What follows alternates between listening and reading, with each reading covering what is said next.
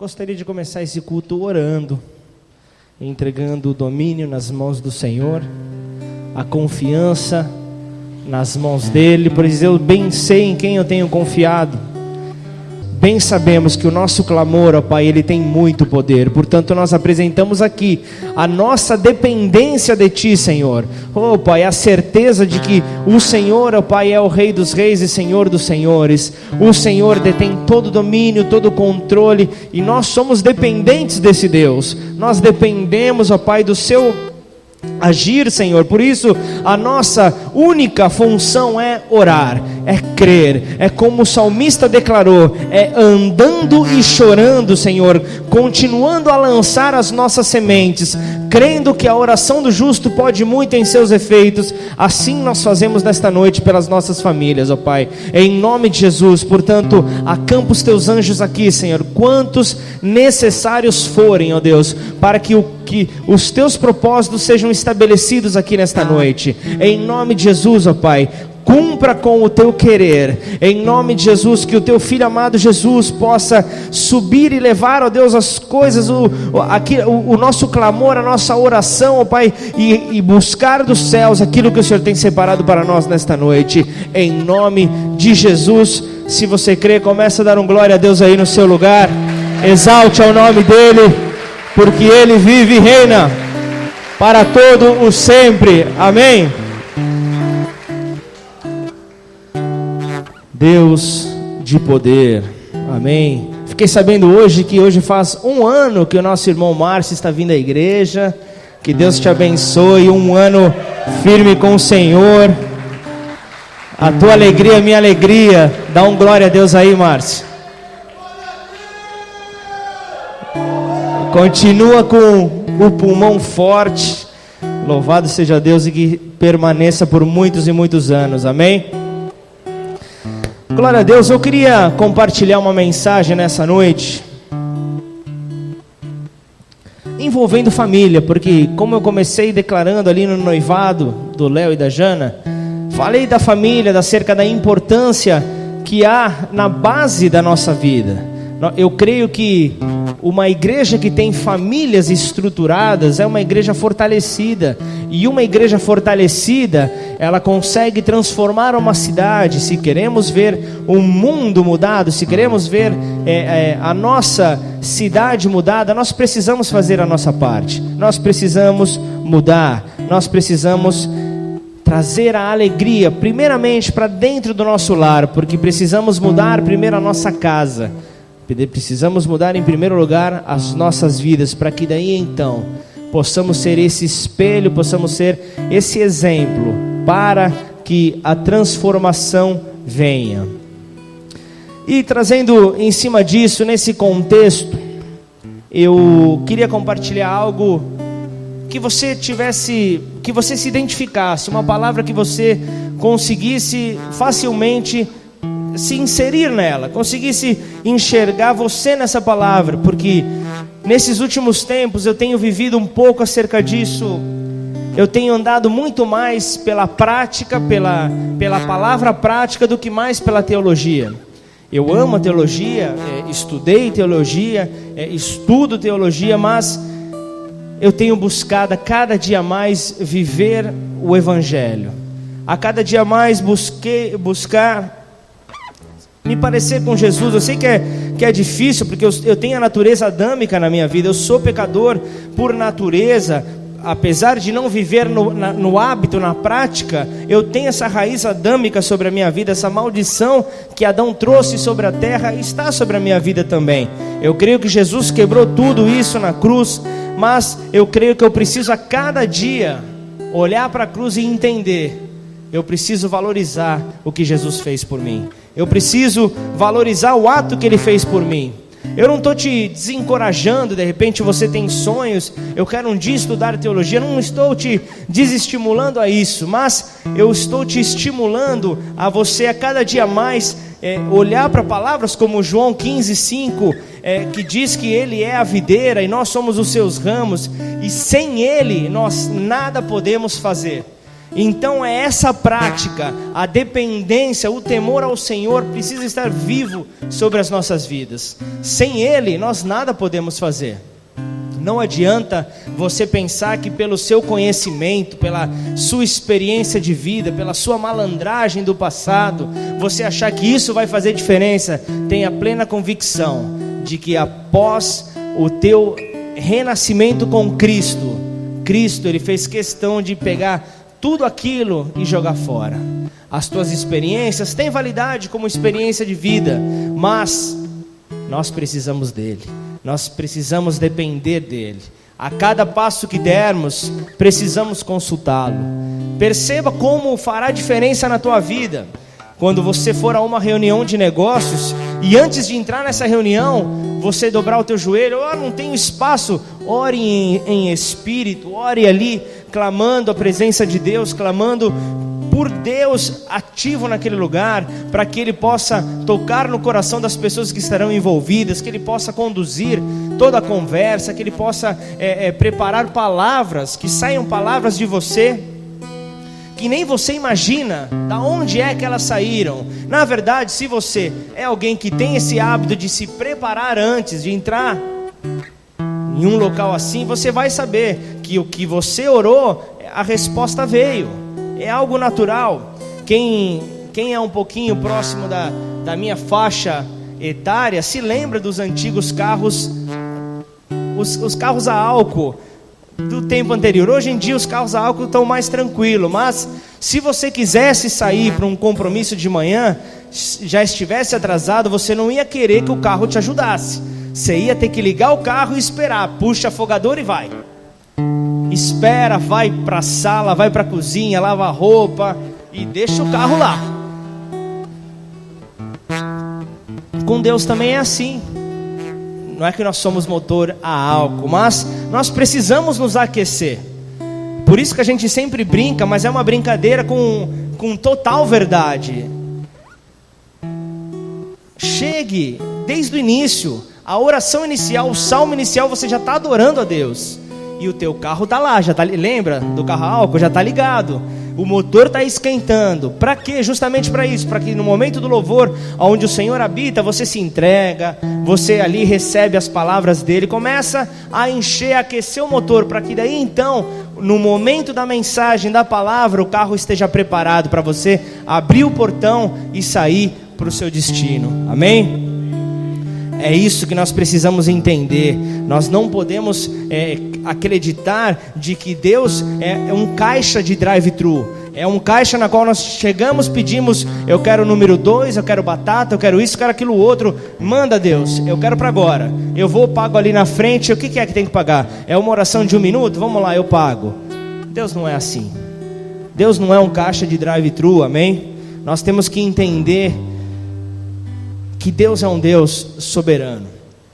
Deus é um Deus que tem poder para restaurar a nossa sorte e nos deixar como aqueles que sonham.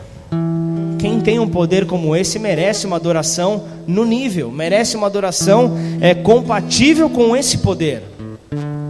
Amém?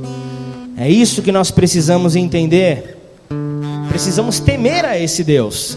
Precisamos ter uma admiração. Entenda bem o temor, não como um medo, mas como um respeito, como uma admiração, como uma dependência realmente. Então é em cima desse temor a certeza de que aquele que tudo fez pelo poder de uma palavra, ele construiu, ele olhou para uma terra sem forma e vazia e preparou. Ele disse: não, ali o meu filho e a minha filha vão habitar. Eu preciso tirar essa forma feia que a terra se encontra. Eu preciso dar forma, eu preciso embelezá-la, eu preciso transformá-la, porque o João vai entrar, o Pedro vai entrar, a Maria, a Marcela, todos vão entrar, vão passar por essa terra. Então eu preciso prepará-lo. E nós vemos que desde o princípio a função do nosso inimigo é tentar destruir as obras de Deus, porque as obras de Deus constituem na glória de Deus. E Deus ali, e o nosso inimigo, como aquele que anseia em querer roubar a glória dele, ele vai para todo sempre, enquanto ele não for para o seu castigo eterno, ele vai tentar roubar a glória de Deus, ele vai tentar manchar a tua vida. Amém? Para que você entenda, para que eu seja mais claro, que eu disse que a palavra precisa ser prática. Deus cria o homem, vê que o homem está sozinho, ele precisa de uma companheira e faz ali a sua top model. Era Eva Binchen desenhada. E ali vai a glória de Deus. Imagina só, você mulher. Quem é mulher aqui entende de que Deus te fez como a melhor criatura da terra? As que não levantaram a mão estão indecisas. Amém. Só que vocês entendem que o diabo tentou roubar essa glória? Deus fez essa obra-prima. A minha é a melhor de todas. Deus fez essa obra-prima. Só que o diabo veio tentar roubar. É verdade ou não é? O diabo criou a celulite. Tentou ou não tentou roubar? Fernandão, fala, mas não vou deixar só com as mulheres. O diabo não veio também e criou a barriga? O diabo criou a barriga, era para nós sermos todos barriguinha aquela de tanquinho. Mas Deus quer, o diabo quer roubar a glória de Deus e ele tenta tirar a beleza do homem e da mulher. Claro que a gente ajuda também, a nossa alimentação ajuda. Mas, brincadeiras à parte, essa é a função do nosso inimigo. Então, vemos que os dias estão cada vez piores. Nós vemos a cada dia mais o mundo virando de ponta cabeça. Nós vemos a cada dia mais o terror tomando conta do nosso dia a dia. Então, qual é a nossa opção? Qual é a nossa fuga? Para onde podemos ir? Só para aquele que tem as palavras de vida eterna. É somente para Ele que nós podemos nos entregar. Não há como. Nós precisamos ir de encontro àquele que tem o querer e o efetuar em suas mãos. Então, diante dessa mensagem que eu queria compartilhar nessa noite, os 4 pilares na vida do ser humano. São 4 pilares que nós precisamos fortalecê-los, para que daí então a cobertura que vem do Senhor nos mantenha de pé, nos mantenha firme. Para isso eu queria compartilhar uma mensagem que está no livro de Salmos, capítulo 128. Abra lá. Temor de Deus e a felicidade no lar.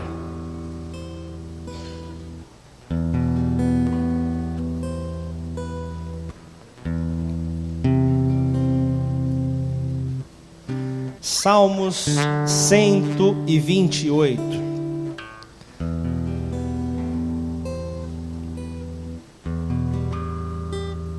Sigam comigo. Bem-aventurado aquele que teme ao Senhor e anda nos seus caminhos. Do trabalho de suas mãos comerás, feliz serás, e tudo te irá bem. Tua esposa no interior da tua casa será como a videira frutífera, teus filhos como rebentos da oliveira à roda da tua mesa. Eis como será abençoado o homem que teme ao Senhor. O Senhor te abençoe desde Sião, para que vejas a prosperidade de Jerusalém durante os dias da tua vida. Vejas os filhos de teus filhos, paz sobre Israel, paz sobre Ribeirão Preto, paz sobre o Brasil. Amém? Então nós vemos aqui o salmista desenvolvendo uma mensagem, desenvolvendo um texto que traz um ensinamento sacerdotal. Traz ali um ensinamento sacerdotal ministrando ao povo num período de festa. Ali nós vemos que as multidões aparentemente anônimas, elas são constituídas de indivíduos preciosos para Deus. E o salmista aqui declarava isso, declarava uma promessa sobre o povo, cada um carregando uma responsabilidade para com ele, cada um carregando ali com o seu potencial de alcançar ricas bênçãos do Senhor. Então nós vemos aqui retratado nos primeiros versículos, nós vemos aqui um resultado, nós vemos uma bem-aventurança explicada. O salmo começa no primeiro versículo declarando bem-aventurado, ou seja, feliz é aquele que teme ao Senhor e anda nos seus caminhos. Olha aqui, Vou dar uma pausa aqui antes de entrarmos nos pilares. Bem-aventurado aquele que teme ao Senhor, mas anda nos seus caminhos. Alguém aqui já deve ter escutado certamente aquela frase que as palavras o vento leva. Amém? As palavras o vento leva, e nós podemos às vezes ter vidas que ter vida que declara: não, mas eu amo a Deus, eu sou filho de Deus, eu creio em Deus, eu falo de Deus, mas as minhas atitudes não demonstram isso, não demonstram caminhos corretos. Eu vejo ali, eu declaro no meu trabalho que eu amo a Deus, mas na primeira oportunidade que eu tenho de mentir, eu minto. Eu falo que eu amo a Deus, mas na primeira oportunidade eu derrubo a minha namorada. Entenda, Deus é aquele que entrega o sexo como um presente para o casamento. Portanto, em nome de Jesus, Leonardo e Jana, guardem-se, porque aquilo que Deus tem para o casamento, nem olhos viram, nem ouvidos ouviram. É algo que é maravilhoso, solteiro. Você acha que você já viveu experiências? Você pode ter sido no seu passado o maior conquistador de toda Champs-Élysées, de todo Campos Elíseos. Você pode ter sido ali o terror. Mas nada se compara àquilo que Deus tem preparado para aqueles que o amam. Nada se compara o que Deus tem preparado. Você pode declarar que ama a Deus, que teme a Deus, mas com o teu corpo você se prostitui, com o teu corpo você usa substâncias ilícitas, ou seja, com as tuas palavras você teme a Deus, mas os teus caminhos não são o caminho de Deus. Ah, mas eu não uso drogas, eu não minto. Maravilha, mas na primeira oportunidade, vai lá na Santa Efigênia e compra o desbloqueadão. Essa semana eu estava com o Eduardo lá em São Paulo, ele não imaginava que o negócio era tão escancarado. Você caminhando pelo lugar, o cara chega no teu pé do ouvido. Se não fosse algo proibido, ele não chegaria daquele jeito já no pé do ouvido com a mão para trás. Vem comigo que eu tenho desbloqueadão. Desbloqueadão é o aparelho, é o gato net. É o aparelho da net que é um gatinho que é puxado ali, que é uma irregularidade.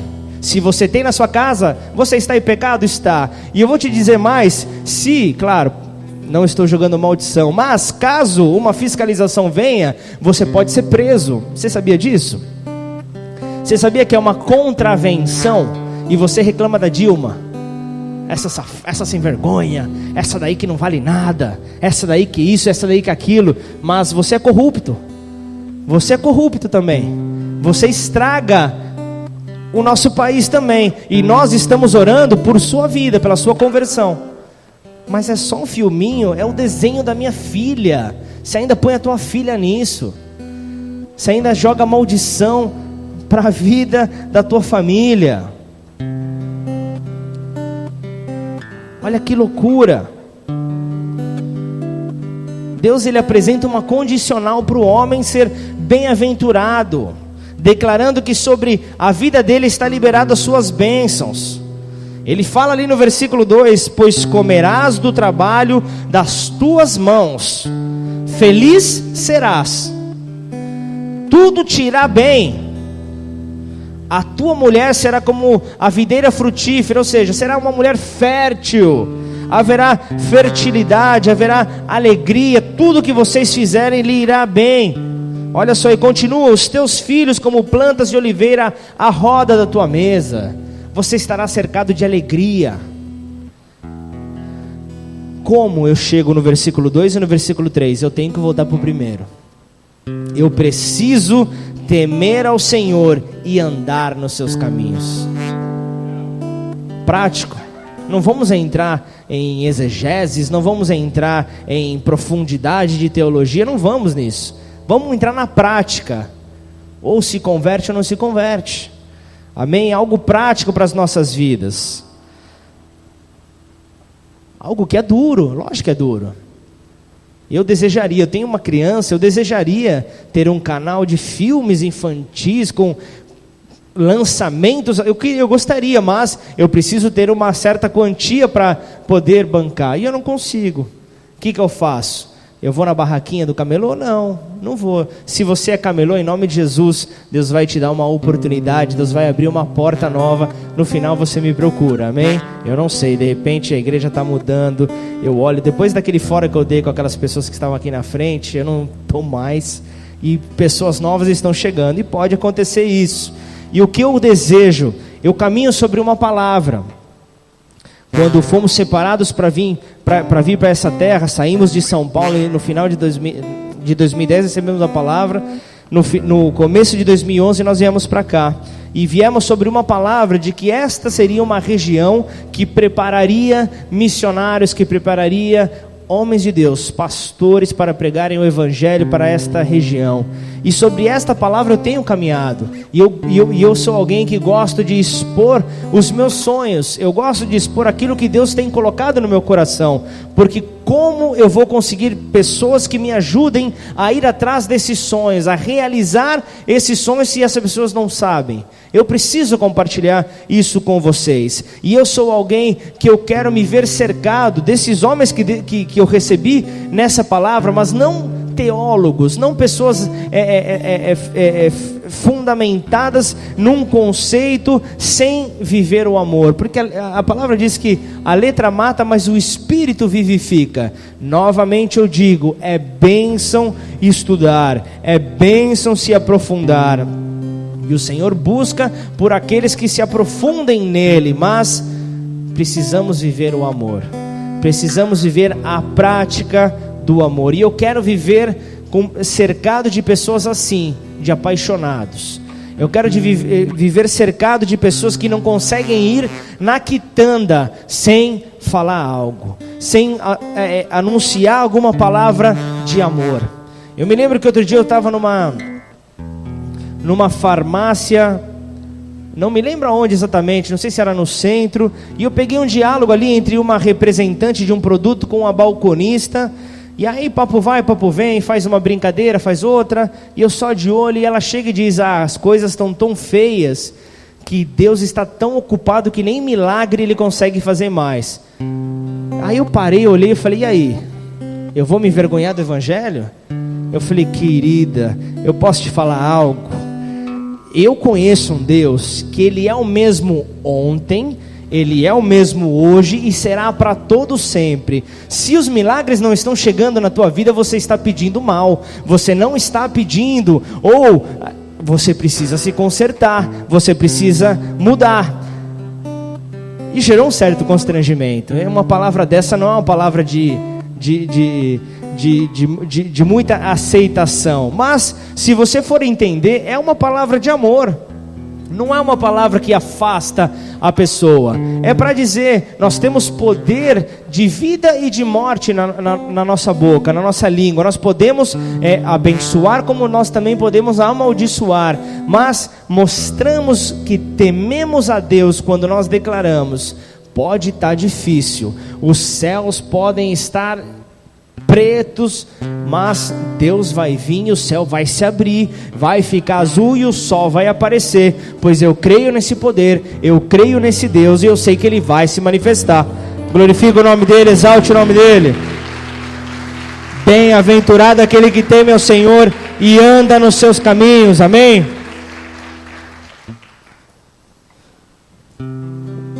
O segredo da bênção, retratado pelo salmista, é o temor ao Senhor. Este é o segredo, uma vida dedicada a Deus em obediência reverente à sua vontade moral. É isso que nós precisamos buscar. Mas para isso nós precisamos nos preparar. Para que a edificação seja feita de maneira correta, nós precisamos ter alicerces. O alicerce ali estabelecido é Jesus, é a rocha, e sobre ele nós colocamos ali pilares, colocamos ali fortalecimento para as nossas vidas, para que a cobertura venha e que a construção não caia. Então gostaria de apresentar para você, dentro desses salmos, o primeiro pilar. Se você está anotando, aproveita e anota. O teu primeiro pilar deve ser o teu caminhar com Deus. Amém? Bem-aventurado aquele que teme ao Senhor e anda nos seus caminhos. João 14, no versículo 6 diz: qual é este caminho? Será que você se lembra desse versículo? Eu acho que é um dos versículos mais conhecidos de toda a Bíblia Sagrada. Disse-lhe Jesus: eu sou o caminho e a verdade e a vida. Ninguém vem ao Pai, ao verdadeiro Deus, senão por mim. E ainda continua o versículo 7 de João 14, fala: se vós me conhecesseis a mim, também conhecerias ao meu Pai, e já desde agora o conheceis e o tendes visto. Se vocês me conhecem, ou seja, se vocês caminham os meus caminhos, vocês verão ao Pai, vocês conhecerão ao Pai, pois aquele que olha para mim vê ao Pai, Jesus diz. Amém? Aqui tudo nasce. Este é o ponto. Este é o ponto para poder entrar nesse primeiro versículo de Salmo 128, para sermos chamados de bem-aventurados, para sermos chamados de alegres, ou seja, teme ao Senhor, mas, sobretudo, anda nos seus caminhos, caminha com Jesus, caminha lado a lado com Ele. Provérbios 1, versículo 7 diz: o temor do Senhor é o princípio do conhecimento, os loucos desprezam a sabedoria e a instrução. Os loucos desprezam essa sabedoria, que é o temor a Ele. Se você teme, o princípio de toda a sabedoria está ali, no teu temor ao Senhor, em você entender de que tudo aquilo que você fizer deve ser para agradá-lo, tudo aquilo que você fizer deve ser sim para exaltá-lo, para que o nome dele seja conhecido, para que o nome dele seja divulgado. É quando aquelas pessoas chegam e dizem para você: você tem algo diferente, não sei o que é, mas eu olho para você, você é diferente. É o nome do Senhor sendo exaltado na tua vida. Amém? São as pessoas reconhecendo Cristo em você.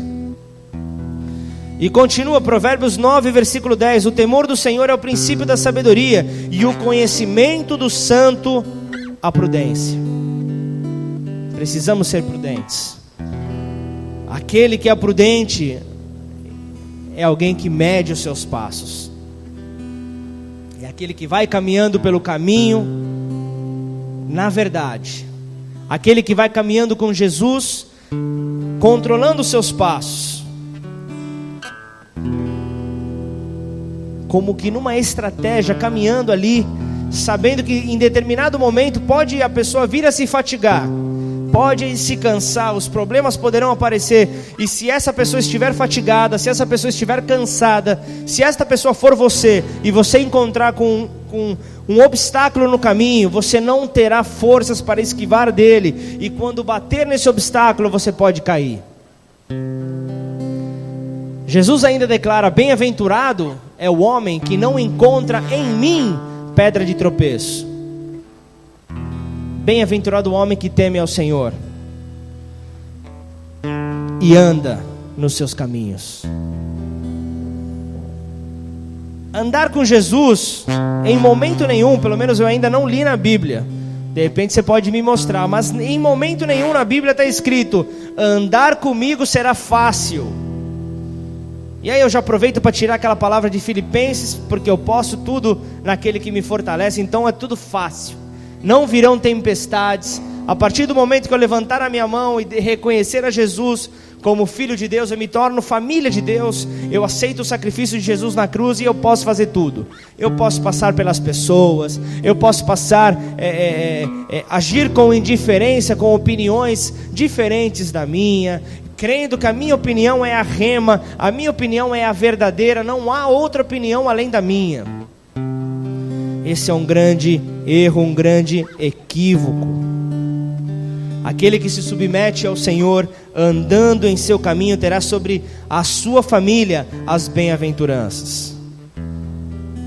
Terá sobre a sua família as bem-aventuranças do Senhor, pois toda a sua família estará se submetendo a Ele. Se você é o cabeça da tua família, se você é o responsável pela tua família, saiba que as tuas decisões interferem na sua família. Você não decide mais por você mesmo. Se você der lugar ao diabo, se você se corromper com o pecado, você compartilha o pecado com a tua família. Você leva o pecado para toda a sua família, e as consequências poderão vir sobre a tua família. O que pode te salvar é uma família de oração, é uma família firme, mas a contaminação, você como autoridade, você pode sujar o seu lar. Amém? Mantenha aberto em Salmo 128, mas eu gostaria de compartilhar quais são essas bem-aventuranças. Eu queria dar uma passada por esse texto para compartilhar essa mensagem em Mateus 5.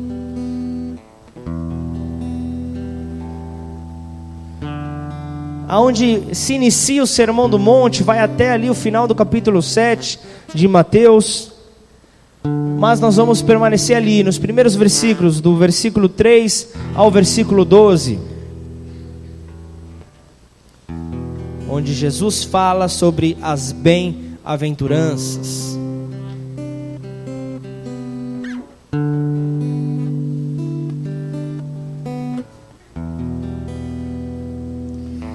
Mateus 5, versículo 3 diz assim: Bem-aventurados os humildes de espírito, porque deles é o reino dos céus. Bem-aventurados os que choram, porque serão consolados. Bem-aventurados os mansos, porque herdarão a terra. Bem-aventurados os que têm fome e sede de justiça, porque serão fartos. Bem-aventurados os misericordiosos, porque alcançarão misericórdia. Bem-aventurados os limpos de coração, porque verão a Deus. Bem-aventurados os pacificadores, porque serão chamados filhos de Deus. Bem-aventurados os perseguidos por causa da justiça, porque deles é o reino dos céus. E por último, versículo 11. Versículo 11 e 12 ainda. Versículo 11: Bem-aventurados sois quando por minha causa vos injuriarem e vos perseguirem e mentindo disserem todo mal contra vós. Regozijai-vos e exultai, porque é grande o vosso galardão nos céus, pois assim perseguiram aos profetas que viveram antes de nós. Existe um grande contraste entre o Sermão do Monte, que se inicia aqui no capítulo 5 de Mateus, vai até o final do 7. Há um grande contraste entre este anunciamento das bem-aventuranças em relação ao pronunciamento dos mandamentos de Deus no Monte Sinai. Existe um grande contraste. A lei de Deus começa com os 10 mandamentos que se estabelecem ali, leis fundamentais. Se estabelece ali leis que governam o comportamento daqueles que começariam um relacionamento de aliança com Deus. Começa ali essa situação. E as bem-aventuranças são dirigidas àqueles que já entenderam sobre os 10 mandamentos, já se apropriaram desses mandamentos, já se satisfazeram com as exigências desses mandamentos. Amém? Nas bem-aventuranças, Jesus desempenha uma função que é de mudar a perspectiva dos seus discípulos. Eu não vou entrar em versículo a versículo, eu gostaria que você lesse depois na sua casa o Sermão do Monte, que vai de Mateus 5 a 7. Leia, você verá como você será edificado. Amém? A primeira coisa aqui que Jesus fez com os seus discípulos foi treiná-los. Jesus sabia o que viria pela frente. Jesus sabia que o trabalho seria grande, que os discípulos precisariam olhar para as circunstâncias sobre uma outra ótica, com outro prisma. Eles precisariam olhar para as circunstâncias crendo que aquele que direcionou eles a passar por aquelas circunstâncias honrará cada passo deles, será com eles por onde quer que eles forem. E nós vemos aqui que Jesus fala sobre a bênção de ser pobre, ou seja, de ser humilde de espírito. Ele fala também acerca de passar fome, de ser odiado, de ser insultado, de ser perseguido. E o apóstolo Paulo é alguém que retrata também isso. Ele também retrata em Filipenses 4:13 justamente isso. Eu sei passar por dificuldade, eu sei passar por bonança, pois todas as coisas, o Senhor me permite passar por todas elas, por fome, como diz aqui no Sermão do Monte. Ele consegue me tirar de situações onde eu estou sendo odiado, eu estou sendo insultado, estou sendo perseguido, porque eu posso passar por todas essas coisas, pois eu bem sei em quem eu tenho crido. Eu bem sei que aquele em quem eu confio pode me levar a caminhos distante desse caminho de opressão. Eu sei que Ele consegue me conduzir. Para isso, nós precisamos estar nos seus caminhos. Para sermos chamados de bem-aventurados, precisamos estar nos seus caminhos, precisamos caminhar com Ele nos seus caminhos. Não basta só temer. O diabo teme a Deus. Precisamos caminhar nos seus caminhos. Vocês conseguem entender a diferença? O diabo teme a Deus. E o que o diabo faz? Ele está todo dia planejando em como ele vai te matar, como que ele vai roubar a sua alegria, como ele vai destruir a tua felicidade, como que ele vai destruir a obra-prima de Deus na terra, que somos nós. Ele passa ali todos os dias pensando nisso. Como conseguimos passar por essas situações? É permanecendo firmes nos seus caminhos. Este é o primeiro pilar, o caminhar com Deus. O caminhar com Deus requer sacrifício. O caminhar com Deus requer fé, muita fé. Fé demais é estranho, né? Fé demais, muita fé. Precisamos ter muita fé para suportar esses caminhos. Anota aí, essa é pérola, hein? Segundo pilar, o seu trabalho. Primeiro pilar, o caminhar com Deus. Segundo pilar, o seu trabalho. Versículo 2 de Salmo 128. Do trabalho das tuas mãos comerás, feliz serás e tudo te irá bem. Vocês lembram que eu comecei essa palavra falando acerca de uma maldição que veio sobre a terra? A maldição do pecado, a maldição adâmica. Adão conseguiu sujar a terra, o paraíso, e então tudo aquilo que vinha do céu terminou de vir dos céus. Então, se você espera que o teu emprego, o teu trabalho venha dos céus, a tua promoção venha dos céus, você está enganado. Amém? Você precisa fazer a tua parte. Você precisa se esforçar.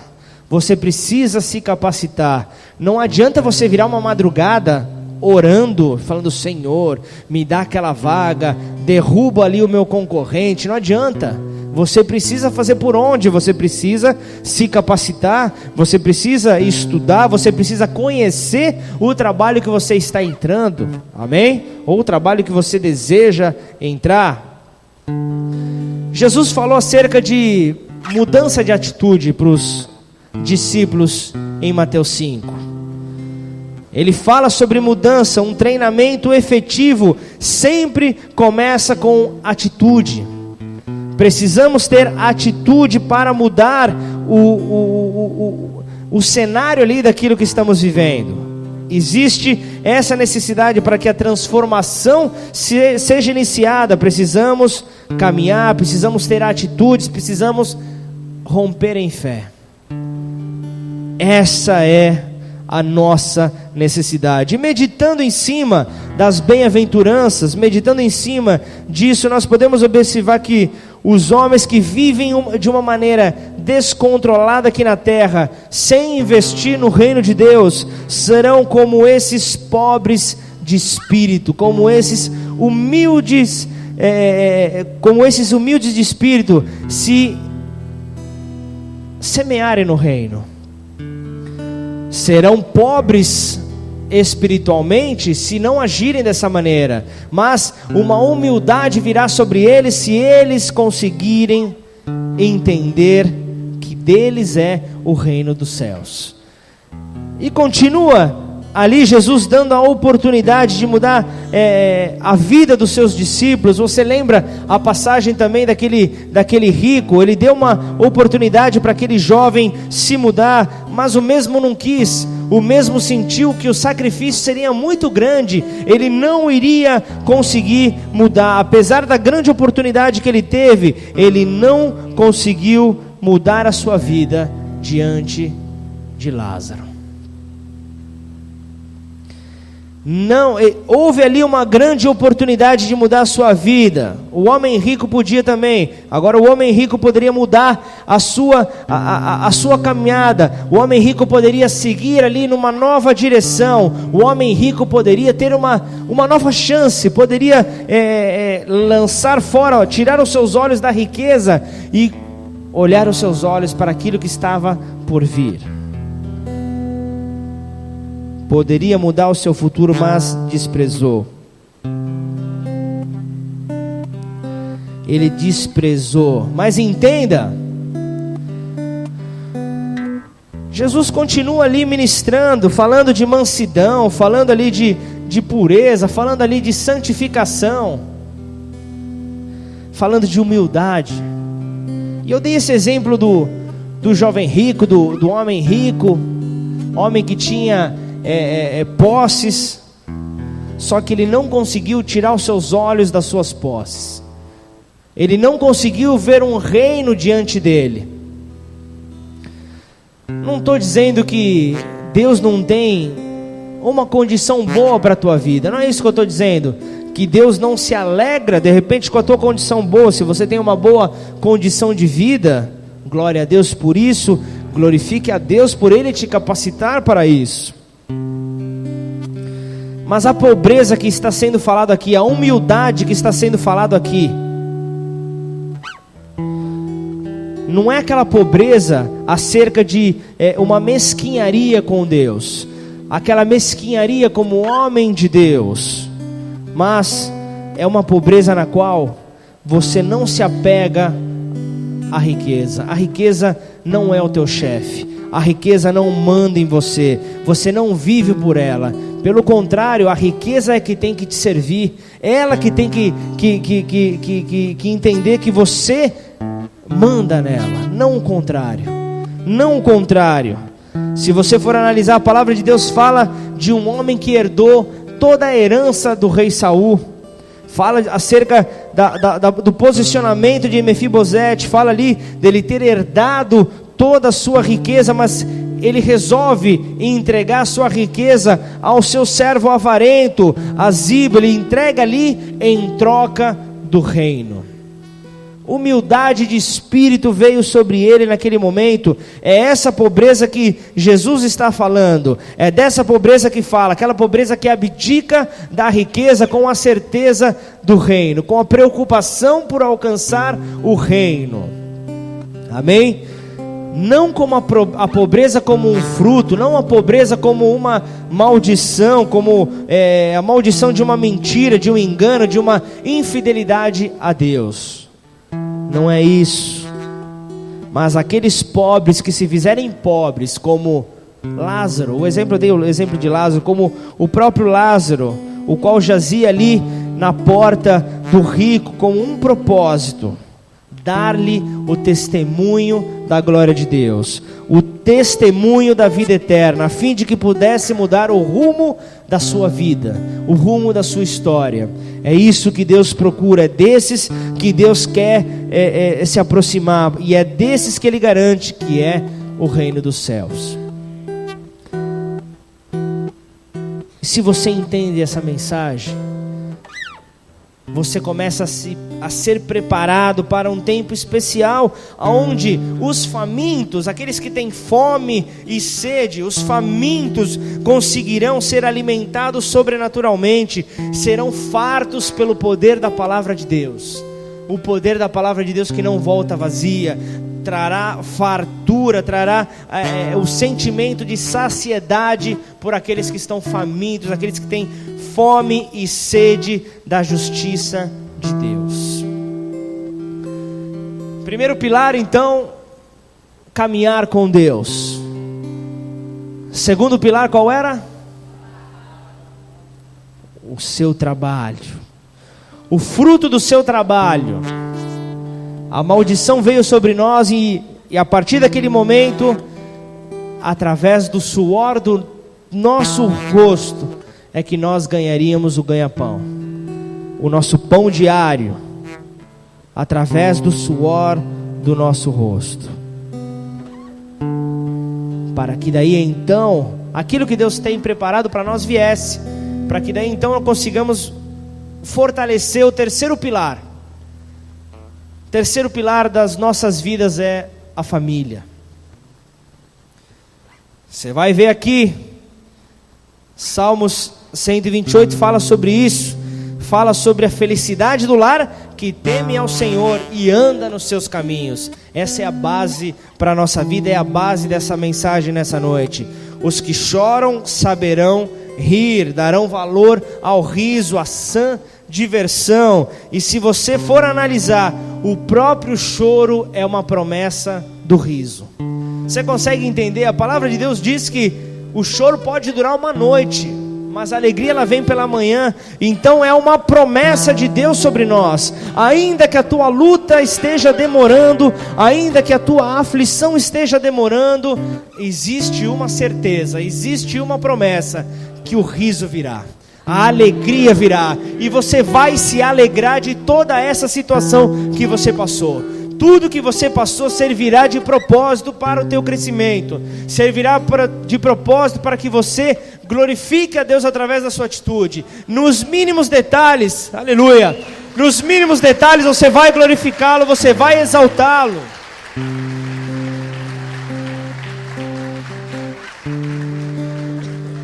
Regozijai-vos e exultai, a palavra diz, porque é grande o vosso galardão nos céus, pois assim perseguiram os profetas que viveram antes de vós. Perseguição acerca de um posicionamento, de uma mudança de vida, ela existe, é algo natural. E posso compartilhar algo com vocês? Os nossos inimigos, aqueles que nos perseguem, eles fabricam o nosso galardão a cada dia. Eles fabricam o nosso galardão a cada dia e ornamentam com as suas perseguições ao nosso galardão. O nosso galardão vai ficando mais bonito conforme mais formos perseguidos. Quanto mais nos perseguirem acerca de, puxa vida, lá vem ele de novo. Lá vem ele de novo para tentar anunciar uma verdade. Puxa, lá vem de novo, chega. E começam até a falarem mal de você. Começam até, a intenção é paralisar as tuas atitudes. Porque se você for paralisado, aquela pessoa que estava esperando pela palavra que você ia entregar a ela, não vai receber essa palavra. E Deus não vai receber a glória. Vocês conseguem entender quem é que rouba a glória de Deus? Desde o princípio. Desde o princípio persegue ao homem. E é no momento de distração, é no momento onde você acha que você está no controle, tudo está dando certo, é meu trabalho que eu estou arrepiando, todos me procuram para pegar informações, para aprender comigo, para serem treinados por mim, porque eu posso, eu aconteço. É nesse momento que a tua esposa sai sozinha. É nesse momento que a Eva sai sozinho e a serpente vai na direção dela. Temos acompanhado casais aqui na igreja. Temos acompanhado casais da época nossa de São Paulo. E eu fiquei sabendo esta semana de um amigo meu que se converteu no dia que eu voltei para Jesus. que está com a teologia lá no alto, mergulhou tanto em ajudar a todos que se esqueceu do pilar. E a esposa saiu de casa na semana passada. Se divorciaram porque ele esqueceu do seu pilar. Achava, pregava, fazia, acontecia, profetizava, e esqueceu da sua esposa. Foi nesse momento que a serpente veio em nhaque. Foi nesse momento que a serpente veio e disse: prova do pecado, destrói aquilo que Deus preparou para vocês. Deus veio com uma palavra de alegria. Como pode o teu marido te esquecer desse jeito? Você não merece isso. Você é filha do rei. E aí vai, né? O diabo sabe como argumentar. O diabo é campeão nisso. E ele foi argumentando até que a mulher saiu de casa. Hoje estão mulher de Deus, tanto ela quanto o rapaz, um presbítero, os dois em depressão. Porque o diabo veio para matar, roubar e destruir. E aí eu te digo, ele poderia ser declarado bem-aventurado? Poderia.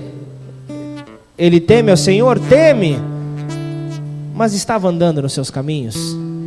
Estava pregando, estava levando multidões ao arrependimento, e a família e a esposa ao pecado? Como que o Senhor olha para isso? Se Jesus voltasse hoje, será que na hora que ele chegasse, fala: Jesus, abre aí a porta, estou entrando, eu profetizei no teu nome, eu expulsei demônios, eu preguei. Será que ele chegaria e falava: aparte-se de mim, não te conheço, você não fez para minha glória? Bem-aventurado aquele que teme ao Senhor e anda nos seus caminhos. Dei o exemplo aqui de um presbítero, um rapaz aí com mais de 12 anos de caminhada. Em determinado momento baixou seu escudo e achou que estava autossuficiente. Não saia da bênção. Não jogue tudo fora, tudo aquilo que você colheu, não jogue fora. Não deixe que o teu orgulho impeça que você ande nos caminhos do Senhor. Para concluir, a tua mulher será como videira frutífera. No interior da tua casa, os teus filhos como plantas de oliveira ao redor da mesa. O Salmo 128 dizem ser uma continuação do 127. Então quero concluir, é curto, são 5 versículos, Salmo 127, para fortalecer o pilar da família. Se o Senhor não edificar a casa, em vão trabalham os que a edificam. Se o Senhor não guardar a cidade, em vão vigia a sentinela. Inútil vos será levantar de madrugada, repousar tarde, comer o pão que penosamente granjeastes aos seus amados, ele o dá enquanto dormem. Herança do Senhor são os filhos, e fruto do ventre o seu galardão. Como flechas na mão do guerreiro, assim os filhos da mocidade. Feliz o homem que enche deles a sua aljava, não será envergonhado quando pleitear com os inimigos à porta. Amém. Bem-aventurados, aleluia, glorifica o Senhor.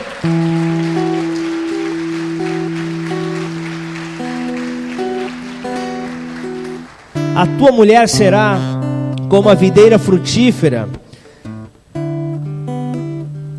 Se o Senhor não edificar a tua casa, neném, se o Senhor não edificar a tua casa, bonitão, em vão você está trabalhando.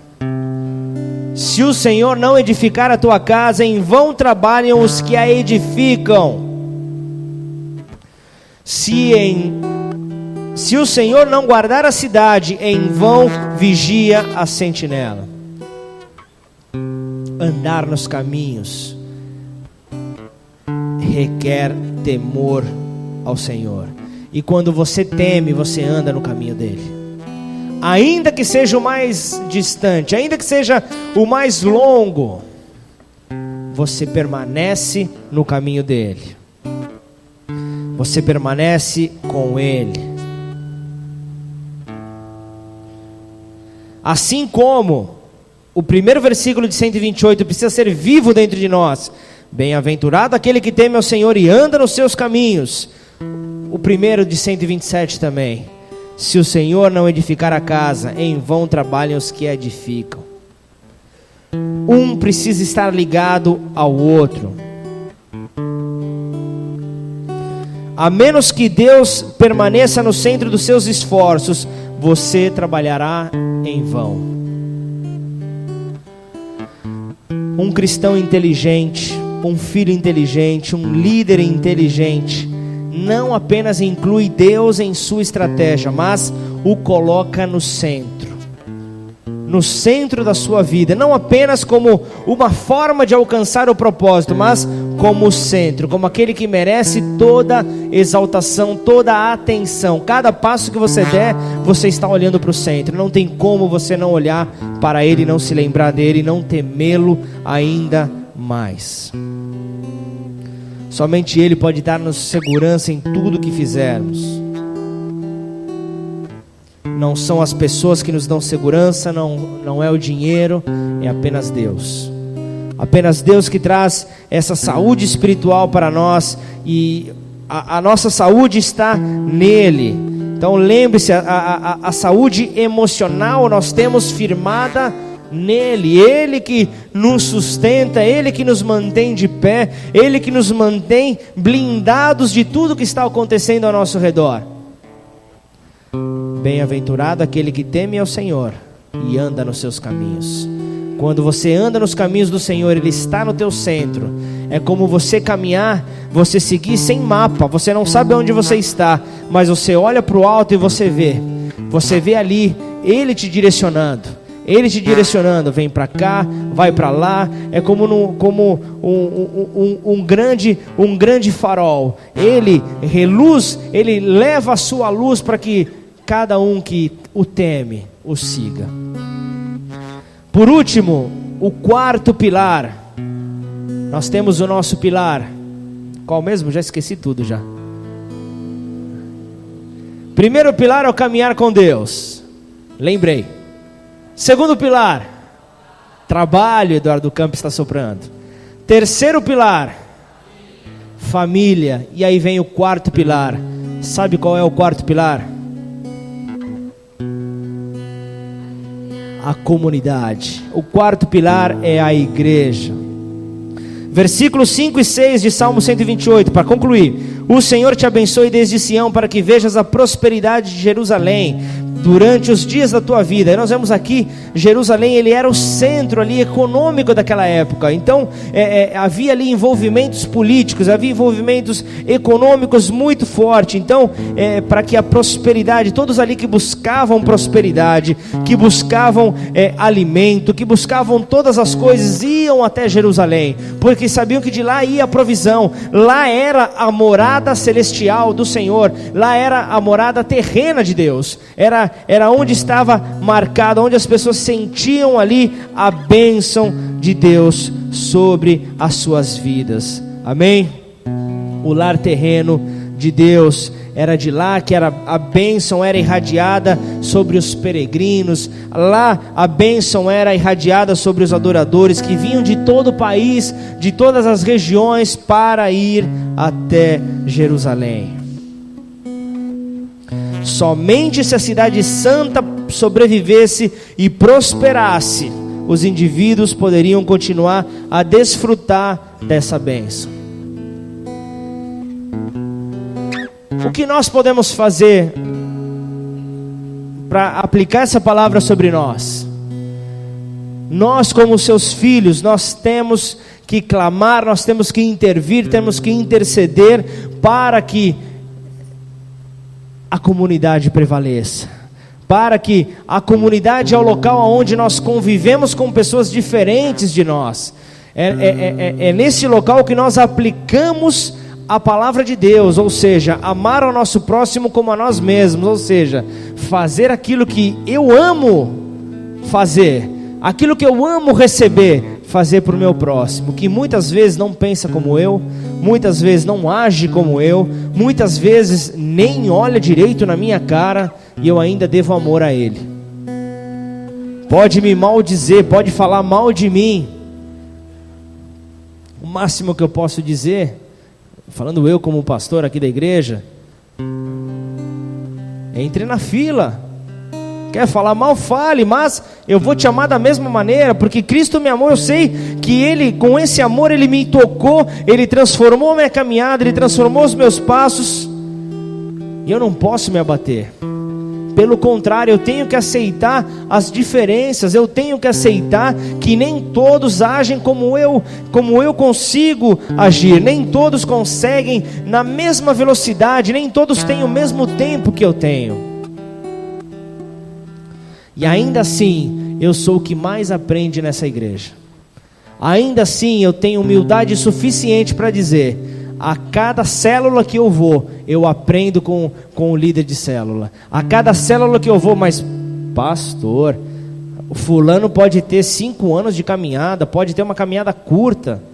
Você já é o pastor da igreja. Eu ainda aprendo com eles. E eu tenho humildade o suficiente para dizer: quanto mais novo a pessoa for, mais provavelmente eu vou aprender. Porque mais puro, mais com vontade de tocar o coração do Pai, essa pessoa vai se posicionar. Hoje continua igual. Para continuar a desfrutar da bênção de Deus sobre as nossas vidas, precisamos alimentar uma vida de devoção à fonte de todas as coisas, a morada celestial de Deus. Se nós mantivermos os nossos trabalhos, se nós mantivermos a chance, a probabilidade de este bairro ser impactado, a probabilidade desta cidade ser impactada é muito grande. De repente, antes, no passado, você era aquele que frequentava, batia cartão todo dia naquele boteco, todo dia naquele inferninho, sei lá da onde Deus te tirou, da onde Deus te arrancou. Mas com uma fidelidade muito além, Deus te chama para viver em comunidade. Deus te chama para caminhar os passos que Ele tem para nós. Deus te chama de bem-aventurado, porque se você o teme, você anda nesse caminho. Você não tem como se afastar desse caminho. E esse salmo, ele tem muito a nos ensinar. Se você continuar a chegar na sua casa e ler, Deus vai falar muito mais ainda com você. Ele compartilha ali algumas limitações, como o Salmo 127 também compartilha, mas nós precisamos levar a sério e aplicá-lo em nossas vidas. Precisamos trazê-lo para perto de nós, precisamos nos fortalecer nele e entender que nem mesmo o fato de que muitas pessoas piedosas enfrentam lutas com muitos sofrimentos invalida a outra verdade, invalida que se o Senhor não edificar a casa, em vão trabalham as que edificam.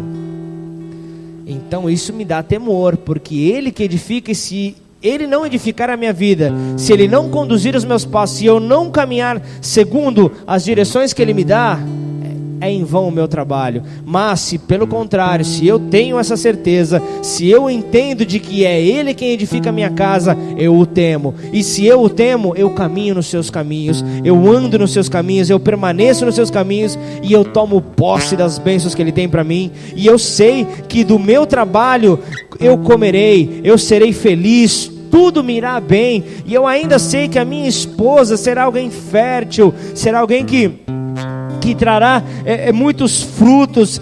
Ainda os meus filhos serão ali como os rebentos da oliveira, serão ali alegres, serão ali prósperos, serão grandiosos em seguir os passos do Senhor. E eu sei que eu serei abençoado, porque eu temo ao Senhor. E ainda Concluindo, versículo 5, o Senhor abençoe.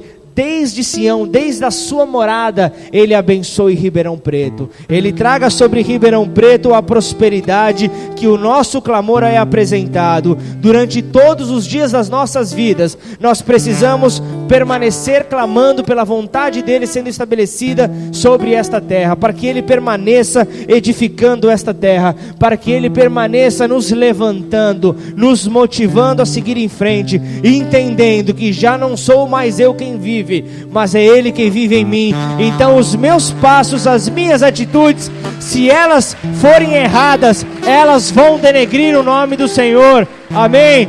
Glorifica o nome dEle, exalte a Ele. Aleluia. Curva sua cabeça, feche seus olhos.